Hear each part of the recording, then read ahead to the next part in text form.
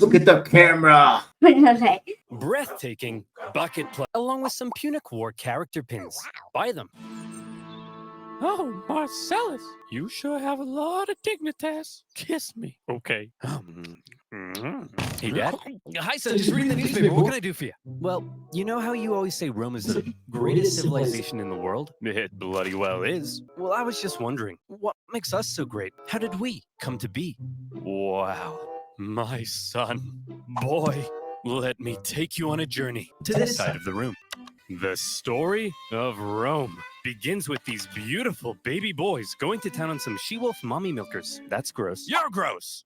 Sorry, son. You're not gross. I love you. They're called Romulus and Remus, and when they grew up, in 753 BC, they founded Rome. But there was just one problem. They couldn't agree on which of them should be the king, but they worked it out peacefully, right? Oh, heavens no. Romulus caved Remus's skull in with a shovel. Here's a picture. Our first king committed fratricide? I know. Okay, real quick, what's fratricide? I don't know what that is. So what, like, why do you like this video so much? Did you see it like a billion times? Yeah, I do. It's my second favorite. It's your second favorite video of Oversimplified. Yeah. All right, let's keep. Nobody is better than nobody else is better than the Oversimplified. Oh, that's the best ever, right? Yeah. Look at his face. When's the part where we become the greatest civilization, Dad? Well, you see, at first Rome was full of men. I'm talking like a real sausage party. You know what I mean? Yes, sir. So we invited some neighboring cities over for a big feast. And then we literally kidnapped all of their women. Here's a picture. Look at that one. She's like, "Bah!" This is messed up. You're messed up. Ugh, sorry.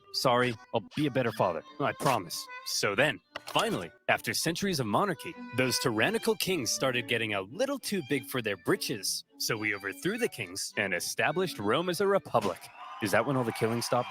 Oh, heavens no. That's when the killing surged, baby. We went wild and conquered the Latin League, the Samnites, the Etruscans. Woo! What a rush. Dad, Rome seems pretty barbaric. You're barbaric! Oh, I forgot to tell you about the time a prophet told Saturn his son would one day overthrow him. So Saturn literally ate his own son seconds after he was born. I don't want to see a picture. Here's a picture. Dad, look at that. That's messed up, man. Are we really this uncivilized? Hey! If we were so uncivilized, would we use communal toilets where we all fart and poo together in one big stinky, steamy, dirty toilet room? Yeah, Dad, we would. Clean your butt with a sponge, Timulus. But all these guys just used it. What's wrong with your son, bro? I don't want to be Roman. This is so weird. You're weird. Oh, sorry, you're not weird. I'm sure you're probably fine.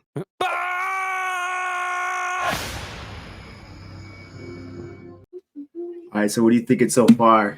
Okay. I think it's funny. He makes it funny. Yeah, this is like it's like half history where you could actually learn, but it's also like half like hilarious. So you can actually understand it if you're a kid. So right.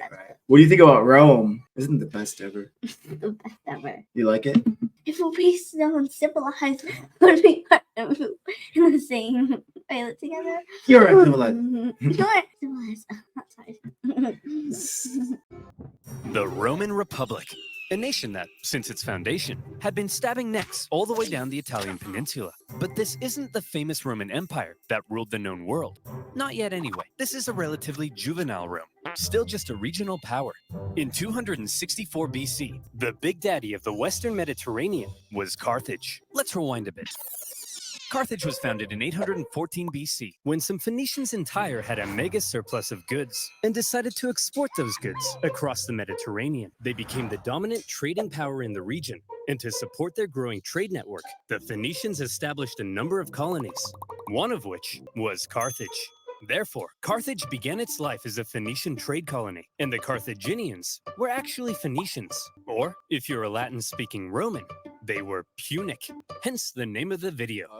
Over the centuries, Carthage gradually expanded and became the region's base of power. Just like Rome, Carthage was a semi-democratic republic with its own senate and judiciary. But there were also some pretty hefty differences between the two. While Rome was big into farming and stabbing people in the neck, the Carthaginians, on the other hand, just like their Phoenician forefathers, had built their power through trade and navigating the waves. They went here And there, selling ivory tusks, gold, and slaves. And as a result, they were rolling in it. Whenever they weren't busy swimming around in their copious hoards of money, in their spare time, they also possibly enjoyed sacrificing their children to Baal, the god of... Let me just check my notes. Ah, yes, plant fertility. Oh boy, these figs aren't looking too hot.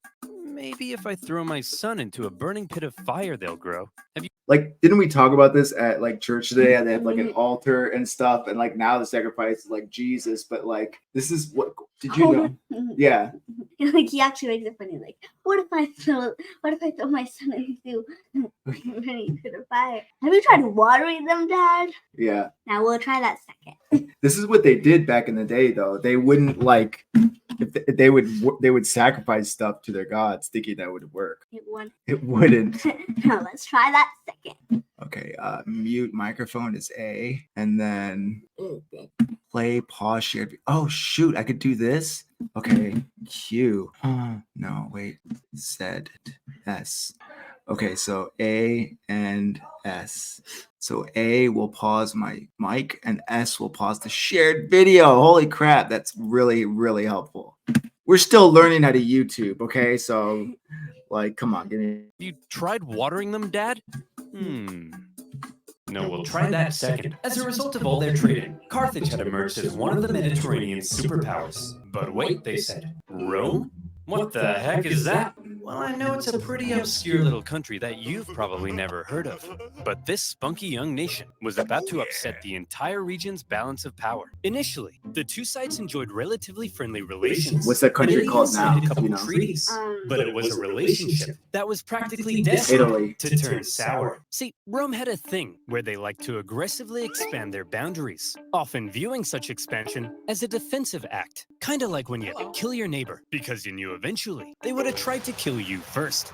Meanwhile, Carthage was extremely protective of its wealthy trade network. So if you put a very strategically important island between them, well, 2 + 2 = war. Tensions rose, and the two sides began viewing each other with increasing disdain. The hard-working Romans looked across the water at the money-hungry Carthaginians and said, "Look at those dishonest crooks. Bet they've never done an honest day's work in their lives." And the Carthaginians looked back and said, "Look at those simple-minded brutes. Bet they've never sacrificed a baby in their lives." Yeah! While war between the two superpowers seemed inevitable, the event that finally triggered it was a little unexpected. The whole thing began with a few simple mad lads on a wild night out. These mad lads are called the Mamertines. They were Italian mercenaries employed by the tyrant of Syracuse here. But when he died, his successor said, "Sorry, fellas, we don't need any big burly men with sharp sticks anymore. You can all go." Did he use like a cross for when he died? Like that makes no sense. Like, look at that. That's crazy. So I'm gonna do one thing real quick. I'm gonna download this video. Yep, it actually has to be downloaded video, but I'm gonna do that. Download. Okay, well, Mom's gonna freak out over this soccer game. Yeah, and like Now oh crap. Oh, here we go. This will just take a minute. Gosh, come on. Come on. That way I could automatically. so like it doesn't do that. Yeah, it'll be. Are you kidding me? It says it's okay. We might have to just say screw that. Oh, if this doesn't work, Then we have to just. dang it. Okay, it won't let me download it. Okay. Go home. The Mamertines, as it turned out, didn't want to go home. So instead, they went to the nearby town of Messana and said, "Hey man, we are but poor little buff boys without a home. May we come in?" Aw, poor fellas. Sure thing. Just so long as you promise not to massacre all of us. We promise. The Mamertines then massacred all of them. Well, not all of them, just the men. And they stole their homes and families. Ha! This is my house now. This is my best dad ever mug now. And you guys are my new family. Son, wanna go play catch with your old papa? You're not my real dad! Ugh, teenagers. Am I right, dear? You're not my real husband. Ugh, I'm so trapped in this marriage. Then get out! No, Messana was now controlled by the Mamertines, and they began raiding up and down the Syracuse coastline. When the new ruler of Syracuse saw this, he wasn't happy. The Syracusans began fighting back, and in response, the Mamertines said, "Oh crap, they're fighting back? What do we do? Quick, we'll convince the Carthaginians to come and save us." Oh no! We're in trouble, and we need a big, strong empire to come and rub our bellies. Why are you saying it like that? If I was a big, strong empire, I think I'd like to be seduced. See?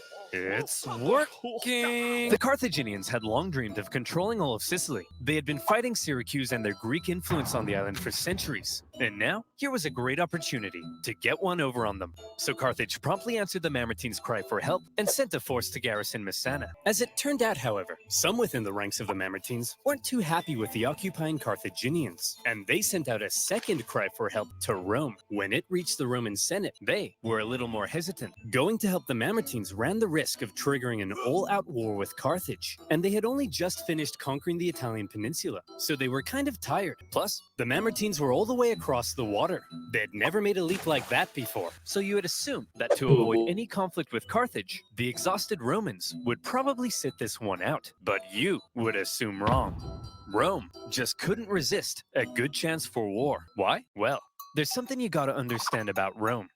Tell me about Rome. Like, what is he gonna mention about Rome? You see this a billion times. Okay. They're like the community, so instead of having one leader like a king, they have two leaders called consuls. Consuls. Like, why was that a good thing or a bad thing? Well, because you don't have one strong person to rule the whole thing, it's two. And plus they only have 1 year to be consul. So it's like running out of time. So like you get a bunch of different laws as you move on. You gotta do it in a year. You can't take like to get as much glory, and like they want to really get glory. Oh yeah. They don't care about like losing on battlefield. Like they just go straight to the enemy. Boom, kick some ass. Like, what does he get like to show that you're a great leader? Well, look at my hair. I look crazy. He did a face reveal. I look insane. Come on. Okay. It's this. Wait, it's this. What do you get? What was your question? What do you get when you like to show that you're a great leader after you die? You get a bunch of naked statues. Naked statues, baby. That's what I'm trying to do, to be a good dad, and then actually be really weird. And then they'll build 1,000 naked statues. Oh my god. All right, good looking out, man. See, as a republic, they were hell-bent on preventing any one man from ever gaining too much power. And so rather than having one leader, Rome had two, called consuls, who shared power. These consuls could also only serve for 1 year at a time before new consuls were elected. These measures to limit the powers of the consuls were noble, but had an interesting side effect. The consuls knew they had just 1 year to try and gain as much glory and prestige as possible, something that was very important in Roman society. And the best way of gaining glory and prestige? Military victory. Of course, the Roman political system basically ended up encouraging these consuls to go out and be as aggressive as your Italian grandmother when you don't. To go out and be as aggressive. Holy crap. So yeah, let's read this. Roman politics and military were interviewed, and senators were often also military generals. Like George Washington. Consul lead the army. Like George Washington. Consul serve 1 year term. Like George Washington. What, he did? No, he served like 8 years. Consul had 1 year to go and crack as many skulls as possible. Smash his head with an iron. What movie is that from? I'm gonna smash his head with an iron. No, it's from Home Alone. You gotta know your Home Alone references. Aggressive as your Italian grandmother when you don't eat all the spaghetti. And so the glory-seeking consuls convinced the people to vote in favor of going to Messana. And in they went. Upon the arrival of the Romans, the Carthaginians in the city, amongst the confusion, were forced to leave. Now, in contrast to Roman aggression, the Carthaginian military had a slightly different philosophy. All right, kids, listen up. If you want to grow up to be Carthaginian military leaders, there's a few things you have to understand. Is that a cricket if you bat? fail to succeed on the battlefield, that's a crucifixion. Showing cowardice, that's a crucifixion. Hello, sir. What are you doing here? Aren't you meant to be in Messana? Yeah, but the Romans showed up. So you just left? Sure did. Oh, you better believe that's a crucifixion. The Roman consuls were awarded for victory, and therefore tended to be aggressive go-getters. By contrast, the Carthaginian generals were brutally punished for failure, and so they tended to be more cautious and restrained.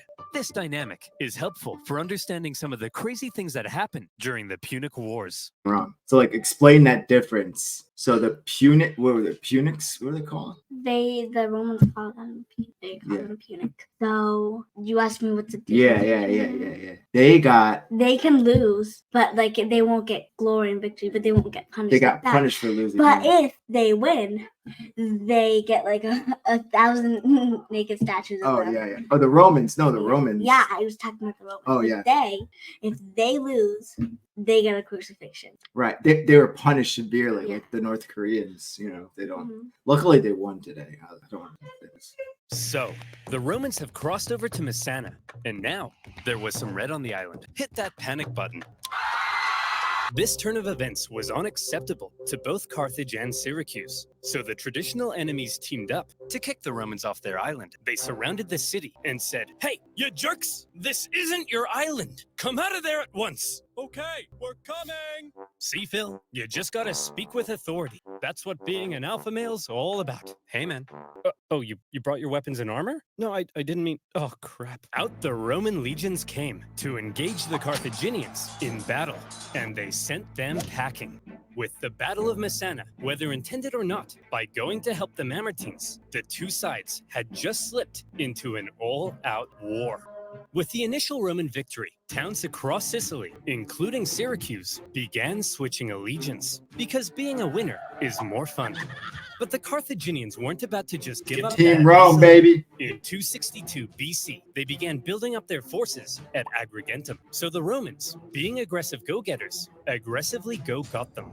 The Romans immediately laid siege, hoping to starve out the Carthaginian garrison. However, because this was the first time Rome had been fighting outside the Italian peninsula, across the water, they struggled to supply their forces. And before long, the Romans were as starving as the Carthaginians they were besieging. They had to forage for food, leaving them open to ambush. And when Carthaginian reinforcements arrived, creating a double siege, things got really bad. Everybody starved each other for months until nobody could take it anymore. And they all finally came out for battle, which Rome won. Here's the report from the recent siege at Agrigentum, sir. We killed 30,000 while only suffering 7,000 losses? That's amazing. We're the best. Yes, sir. Oops, those are the wrong way around. What? We lost 30,000? We're the worst. But we won, right? Yes, sir. But we also got our asses kicked. Yes, sir. So are we the best or the worst?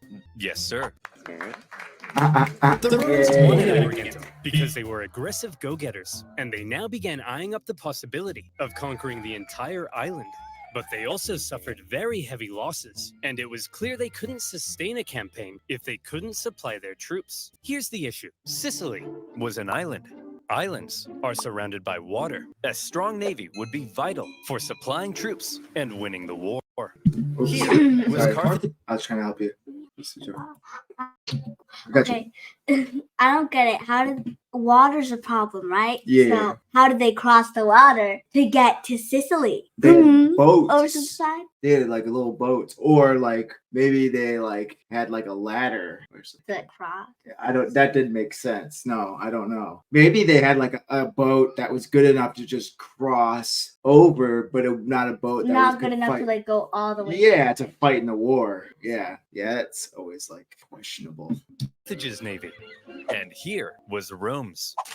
I think you can see the See, problem. the boats. Historians debate just how much naval experience Rome had at this point. Presumably, they must have had something to defend their shoreline.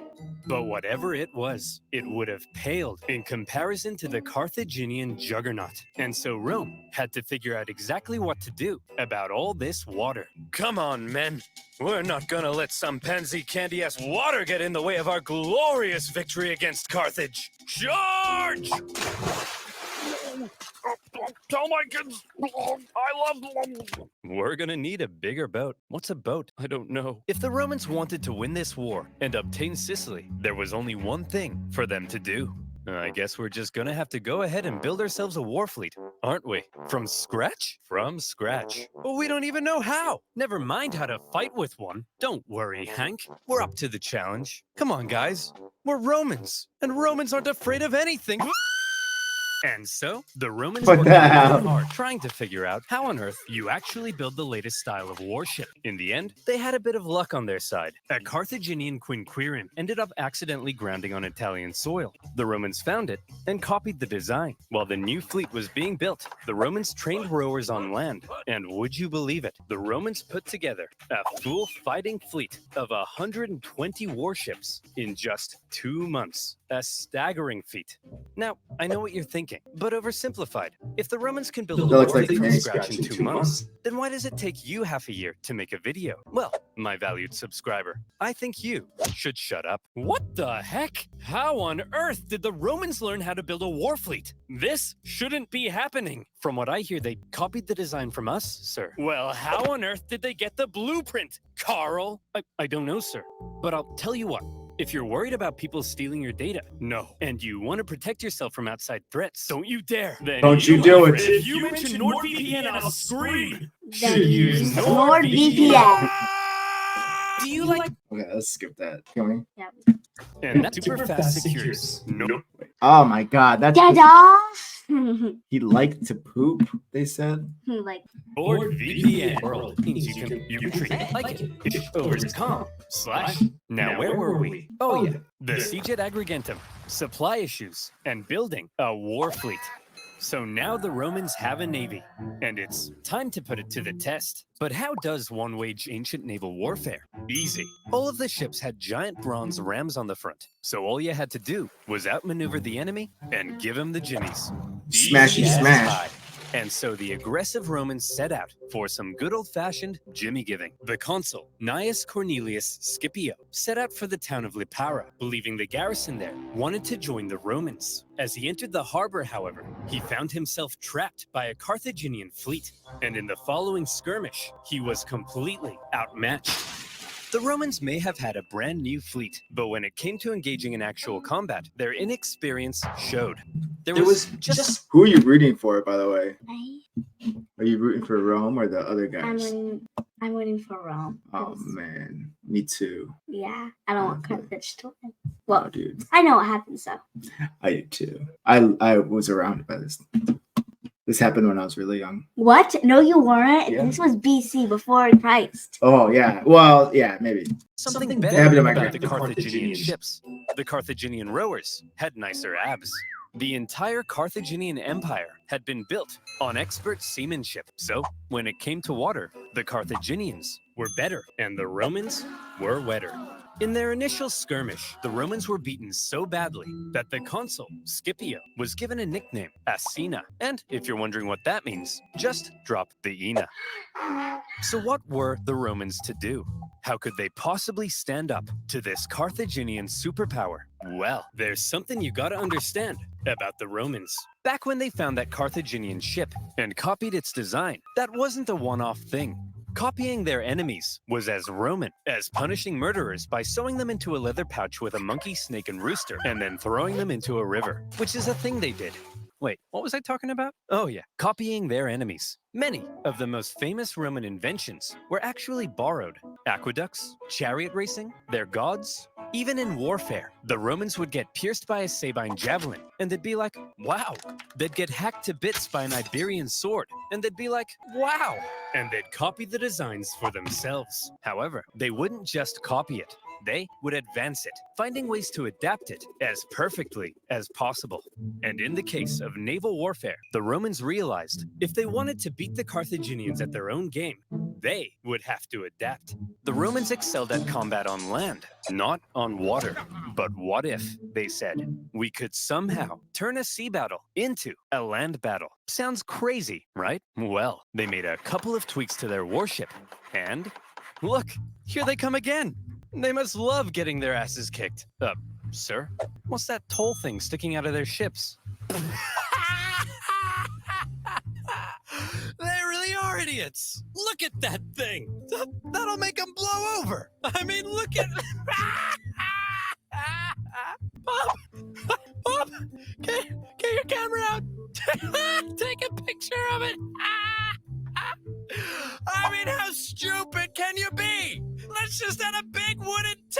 a ship that'll weigh us down and blow us over in the wind. He's gonna be the first to die.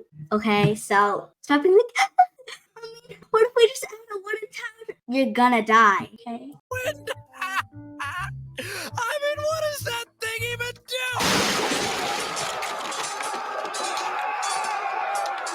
The Romans had built a big swinging spiked gangway called the Corvus, so when the Carthaginian ships approached to ram them, the Romans would just slam them. The Carthaginians tried going around, no problem. The Corvus could swivel. Try going behind, the Romans would huddle to the coastline. It was foolproof. Those big, sexy Carthaginian rowing muscles could flex all they want, but they were no match for the Roman mind. So ladies, you see, what really matters is what's on the inside. Please go out with me. And with that, the Romans, who had only just recently began dabbling in the art of naval combat, thanks to their ingenious Corvus, had just managed to outclass the Mediterranean seafaring superpower. The Carthaginians were stunned, and the general in charge of the defeated Carthaginian fleet, well, you better believe that's a crucifixion. With their newfound control of the seas, the Romans could now more easily blockade coastal cities and supply their legions on land. Surely, the Romans were now free to unleash their aggression all over the island. Haha! Hey, Carthaginians! What are you gonna do now that we're free to rampage across the island? We're gonna go inside these walls and close this gate. Oh, come on, guys. Stop messing around. Come out so we can kill you. No. Oh, come on. No. Oh, no. To counter the new Roman supremacy, the Carthaginians decided to engage in a defensive war of attrition, forcing the Romans to engage in siege. After lengthy siege, the war in Sicily became a long, hard, back-and-forth slug. One by one, cities slowly fell as the Romans gained ground. Occasionally, the Carthaginians countered and even pushed them back, only for the Romans to rebound again. And whenever a city did finally fall, the Romans could delight in slaughtering the entire population and selling any survivors into slavery, which was pretty standard procedure at the time. In general, the campaign on land was progressing much slower than the Romans had hoped, and quite frankly, they were getting sick of it. So in 256 BC, they decided that something had to change. Hey everyone, my name's Marcus Attilius Regulus, and I'll be one of your consuls for this year. Look. You're just like, oh, hi guys. That's so funny. As I'm sure you all know, Sicily's being a bit of a drag. Sure, I could go and spend my entire year as consul besieging one single city, but they'll never make a naked statue of me for that. So here's the new plan. I'm gonna skip Sicily entirely, take my army, and go right for the heart of Carthage itself. I'll slaughter the men, enslave all the women and children, and when I return, you'll all build 1,000 naked statues of me. Marcus, that women and children stuff, that seems pretty evil and barbaric. No, Jim, it's perfectly normal in the ancient world. Sometimes we even chop their pets in half. Okay, guys, looks like the Romans are coming straight for us this time. And what will they do when they get here? They'll kill us all.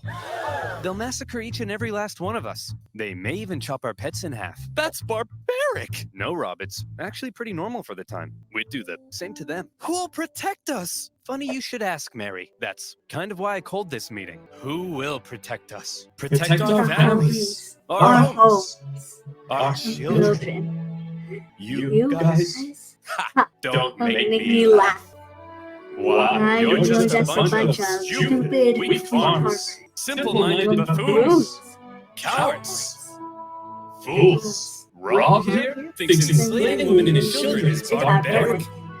You're a snowflake, Rob. Yes, you are. The fact is, if the Romans manage to land on African soil, we're all gonna die. The terrifying, hideous, unspeakable, painful death. Was that the end of that speech? Is that the end of that speech? Yes. The Carthaginians had to stop the Romans from ever landing in Africa because they believed that would be the end. So as the Romans were building an invasion fleet, the size of which the world had never seen before, the Carthaginians were preparing an even bigger one to stop them.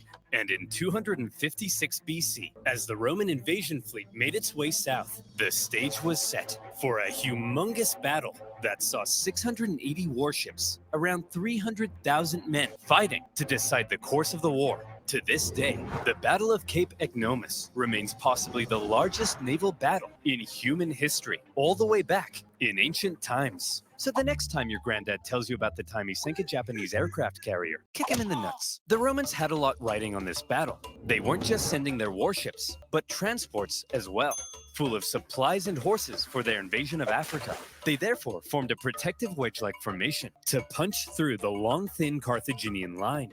The Carthaginian generals, however, desperate to prevent the Romans from reaching Africa, had a plan of their own. As the Roman fleet approached, the Carthaginian center feigned a retreat, luring the Romans in so their outstretched flanks could envelop them and get around the Roman corvus. A clever plan. But with such a huge battle and so many ships crowded together, the Carthaginians struggled to maneuver as hoped. And in the chaos, 3 separate battles emerged across the huge battle space. With the number of ships limiting their ability to maneuver, the Carthaginians became sitting ducks, and all the Romans had to do was start swinging. The Roman center came out on top and were then able to turn around and rescue their pinned down flanks. The Battle of Cape Ignomus was a Roman victory.